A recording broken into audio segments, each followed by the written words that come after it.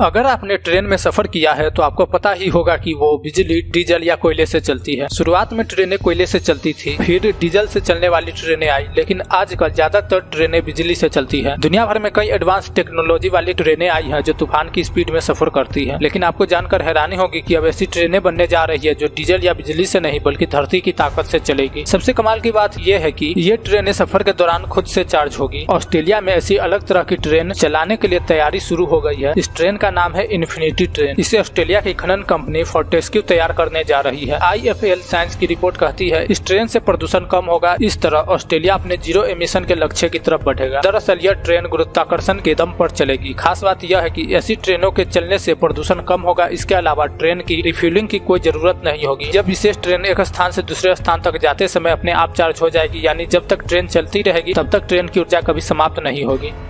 Train में backup के लिए बैटरी होगी जो चार्ज होती रहेगी और ऊर्जा बचाएगी। इस बैटरी की ऊर्जा कभी खत्म नहीं होगी। इस बैटरी को चार्ज करने के लिए धरती की गुरुत्वाकर्षण शक्ति यानी ग्रेविटेशनल फोर्स की सबसे ज्यादा जरूरत होगी। इस प्रोजेक्ट के जरिए जीरो एमिशन और कम खर्च में माल ढुलाई का अच्छा विकल्प तैयार करना है। इस ट्रेन की मदद से लौह अयस्क को कम कीमत में एक जगह से दूसरी जगह पहुँचाया जा सकेगा। जब 244 बोगियों वाली ट्रेन में 34,404 टन लौह अयस्क भरा होगा और ट्रेन इसे उतार कर वापस खाली लौटेगी तो इसे गुरुत्वाकर्षण शक्ति यानी ग्रेविटेशनल से चार्ज किया जा सकेगा। फोर्टेस्क्यू के CEO एलिजाबेथ गेंस के मुताबिक इन्फिनिटी ट्रेन दुनिया के सबसे बेहतरीन, ताकतवर और सामर्थ्यवान इलेक्ट्रिक ट्रेन होगी। इससे डीजल का इस्तेमाल बंद हो जाएगा। कई मॉडर्न कारों में भी रीजेनरेटिव ब्रेकिंग होती है जिसमें ब्रेक लगाने पर घर्षण से ऊर्जा पैदा होती है। इसी तकनीक को अब ट्रेन के लिए इस्तेमाल किया जा सकेगा।